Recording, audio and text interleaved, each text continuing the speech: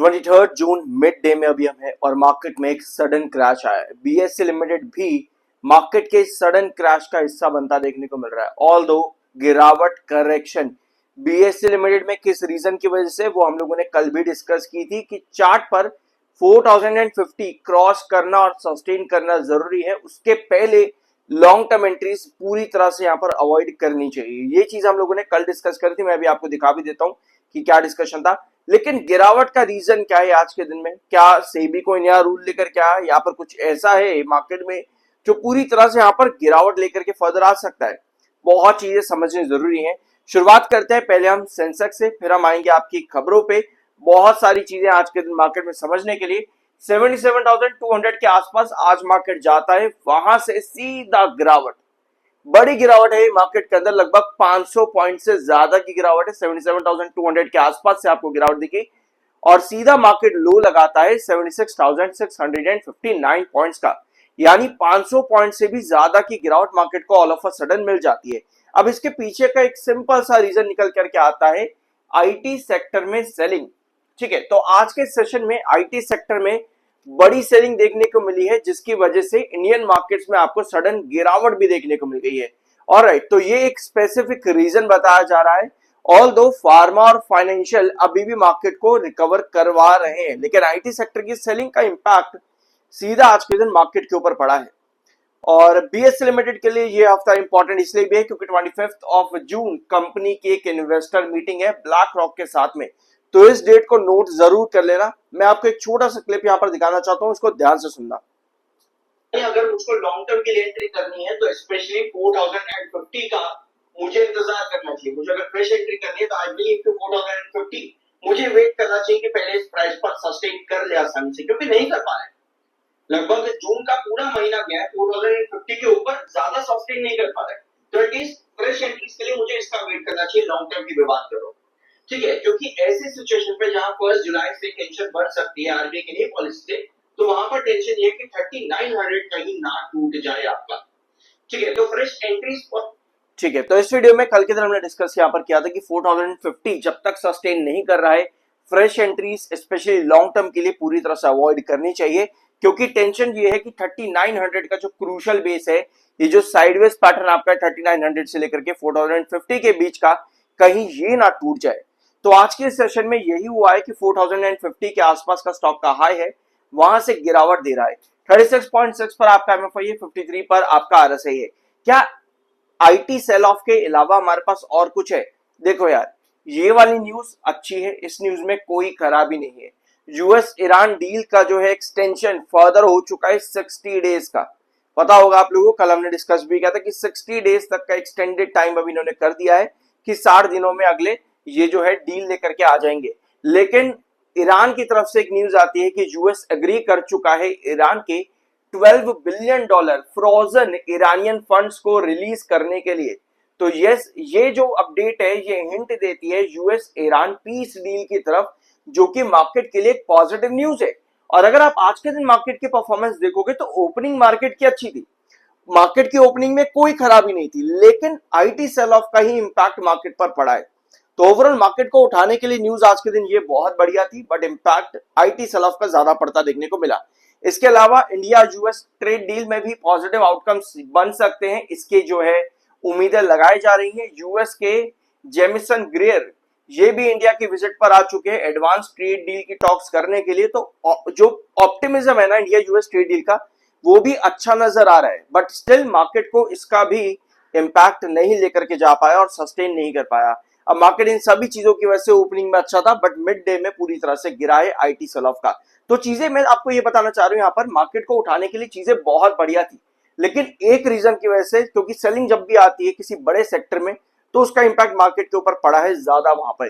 ठीक है, तो बीएससी लिमिटेड के लिए स्पेसिफिक जो न्यूज है वो है ये वाली प्रोप्राइटरी ट्रेडिंग। हम लोग बार बार डिस्कस कर रहे हैं कि 1 जुलाई से टेंशन बढ़ सकती है, क्योंकि पहले भी ये चीज देखने को मिली है। तो ये आरबीआई की ये नई पॉलिसी प्रोप्राइटरी ट्रेडिंग का, इसका बीएससी पर बड़ा इंपैक्ट पड़ेगा, इसके चांसेस बहुत ज्यादा है। और कहीं ना कहीं इसी टेंशन की वजह से BSC last week of June के अंदर अंदर, जो अभी यहाँ पर लगभग 7-8 दिन बचे हैं, इसका टेंशन की वजह से भी कहीं ना कहीं हमको दिख रहा है कि 4050 क्रॉस नहीं कर पा रहा है। इसके अलावा एक न्यूज और थी सेबी आसानी बना रहा है यहाँ पर रिटेल इन्वेस्टर्स के लिए भी कमोडिटी डेरिवेटिव्स में ट्रेड करने के लिए, ठीक है।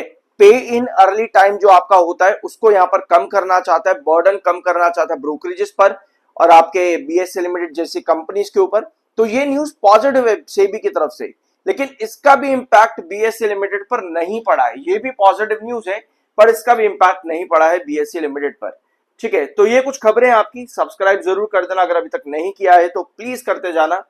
अब आते हैं बीएसई लिमिटेड के चार्ट पे। मेरे पास 3 चार्ट है, एक डेली टाइम फ्रेम का है और एक 1 आवर, और फिर से हम डेली टाइम फ्रेम पे वापस से आएंगे। ओवरऑल जो चार्ट है बीएसई लिमिटेड का मैं आपको कई बार बता चुका हूं कि ये wages pattern, perpendicular breakout, sideways pattern, फिर बाद में इंतजार करता है पॉजिटिव न्यूज का, तभी साइडवेज का ब्रेकआउट मिलता है। पॉजिटिव न्यूज नहीं है तो साइडवेज के ब्रेकडाउन के चांसेस बहुत ज्यादा हाई होते हैं। तो यहाँ बीएसई लिमिटेड में 3900 से लेकर के 4050 ये आपका साइडवेज पैटर्न जो है वो चल रहा है अभी भी। आज के फॉल में भी अभी 3900 तोड़ा नहीं है, लेकिन इसके टूटने के चांसेस बहुत ज्यादा हैं। अगर कमिंग सेशंस में 4050 वापस नहीं आ रहा है तो इसके टूटने के चांसेस बहुत ज्यादा है, क्योंकि ये साइडवेज पैटर्न है बीएसई लिमिटेड का और ये चलता ही इसी बेस पे है। क्योंकि अगर बीएसई लिमिटेड को ब्रेकआउट देना है तो भैया उसके लिए इसको साइडवेज पैटर्न के टॉप पे पॉजिटिव न्यूज चाहिए होगी, जो कि फिलहाल के लिए नजर नहीं आ रही है। नजर ये आ रहा है कि आरबीआई की पॉलिसी टेंशन लेकर के आ सकती है, जिसकी वजह से 3900 टूटने के चांसेस बहुत ज्यादा हाई बन जाते हैं। सो हमें आरबीआई की नई पॉलिसी के अगेंस्ट में एक ऑल्टरनेटिव चाहिए होगा जो कि पॉजिटिव हो, अगर मुझे यहाँ पे ब्रेकआउट चाहिए। अदरवाइज चीजें अच्छी नहीं दिख रही, 3900 टूटने के चांसेस बहुत ज्यादा है। ऑलरेडी पिछले 3 सेशन से, बल्कि 4 सेशन से 7 ईएमए को बार बार रिजेक्ट भी कर रहा था, वहां से सेलर भी आ रहे थे। तो ये सब चीजें बीएसई लिमिटेड में भी है। 3900 आज के दिन आ रहा है, देखते हैं यहाँ पर किस तरह से काम करेगा, बट गिरावट इसके नीचे हमें टेंशन दे सकती है बीएसई लिमिटेड के अंदर टुवर्ड्स 3600, जो कि हम लोगों ने पहले भी डिस्कस किया हुआ है। तो ये साइडवेज पैटर्न देखो यार बहुत इंपॉर्टेंट है, प्लीज इस चीज को बहुत ध्यान से समझना। काफी लोग ऑफेंड होते हैं बिना किसी रीजन के, बहुत चीजें हैं देखो समझने के लिए मार्केट में। चार्ट्स को समझो, न्यूज को समझो। न्यूज हमारे पास में क्या है, आरबीआई, ठीक है, न्यूज हमारे पास में आरबीआई है। चार्ट मेरा क्या है, चार्ट मेरा है साइडवेज, चार्ट मेरा साइडवेज है। ये दो चीजें जब मेरे पास आ रही है तो मेरा कंक्लूजन क्या निकलता है, मेरा कंक्लूजन निकलता है कि स्टॉक का चार्ट जो है साइडवेज पैटर्न पर चलने के बाद क्या करता है बीएसई लिमिटेड, ऊपर वाले लेवल पर पॉजिटिव न्यूज का इंतजार करता है, नीचे वाले लेवल पर अगर है तो वहां पर नेगेटिव न्यूज आने पर फिर गिरावट आपको देता है। ये बीएसई लिमिटेड सिर्फ पहली बार फॉलो नहीं कर रहा, बल्कि पिछले अगर आप 1-1.25 साल का चार्ट उठा करके देखोगे, जितना मैंने फॉलो किया 1-1.25 साल के अंदर बीएसई आप लोग के साथ में, उतने टाइम के अंदर बीएसई ने यही चीज फॉलो अप की है कि भैया साइडवेज देता है हमेशा और न्यूज का इंतजार करता है। न्यूज मेरे पास क्या है अभी आरबीआई की, जो कि नहीं अच्छी। तो ऐसे में नीचे की तरफ जो है शिफ्ट हो रहा है ना 3900 पे, वो मुझे कहीं ना कहीं इंडिकेट करता है कि टेंशन यहाँ पर क्रिएट हो सकती है, नेगेटिव आउटकम ना निकले तो 3900 टूटा तो उस सिचुएशन पर ये साइडवेज पैटर्न का नीचे की तरफ डाउन ट्रेंड देगा। परपेंडिकुलर ब्रेकआउट, परपेंडिकुलर ब्रेकडाउन, यही कहानी बीएसई लिमिटेड में बार बार रिपीट होती है। तो बीएसई लिमिटेड का चार्ट का फॉर्मेशन मैं आपको फिर बता दूं, मैंने बहुत बार समझाया है, बट फिर से देख लेते एक बार, मैं आपको फिर बताया। तो ये चलता है वेजेस पैटर्न पर, परपेंडिकुलर ब्रेकआउट देता है पॉजिटिव न्यूज पे, फिर आता है थोड़ा सा करेक्शन पे, जो कि अभी आपको पूरा चार्ट देखने को मिल भी रहा है, फिर साइडवेज चलता है, फिर पॉजिटिव न्यूज का वेट करता है, परपेंडिकुलर ब्रेकआउट देता है, फिर आपका साइडवेज।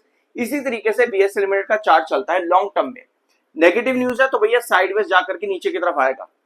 ओवरऑल चार्ट जो है बीएसई लिमिटेड का लॉन्ग टर्म के अंदर बहुत बुलिश रहता है, लेकिन टेंशन जब ये आ जाती है कि भैया साइडवेज चलने के बाद में क्या आउटकम आएगा, कि मुझे लॉन्ग टर्म की एंट्री अभी करनी चाहिए या वेट करना चाहिए। इसीलिए हम लोगों ने 4050 का प्राइस मार्क किया है कि भैया ये साइडवेज है, 4050 रिजेक्शन है, इसको क्रॉस नहीं कर पाता, दैट मींस की टेंशन है, और 3900 जो है ब्रेकडाउन होने के चांसेस बहुत ज्यादा हाई है।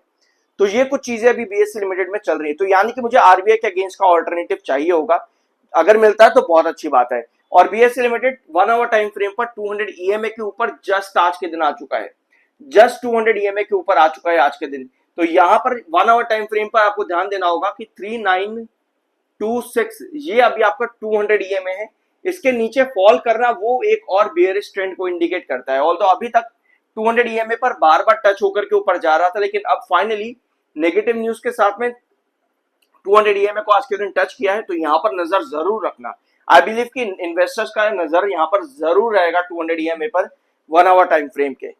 सो ये था वीडियो बीएसई लिमिटेड से रिलेटेड, कुछ नया जानने को मिला हो प्लीज सब्सक्राइब जरूर करके जाना। मिलता अगले वीडियो में।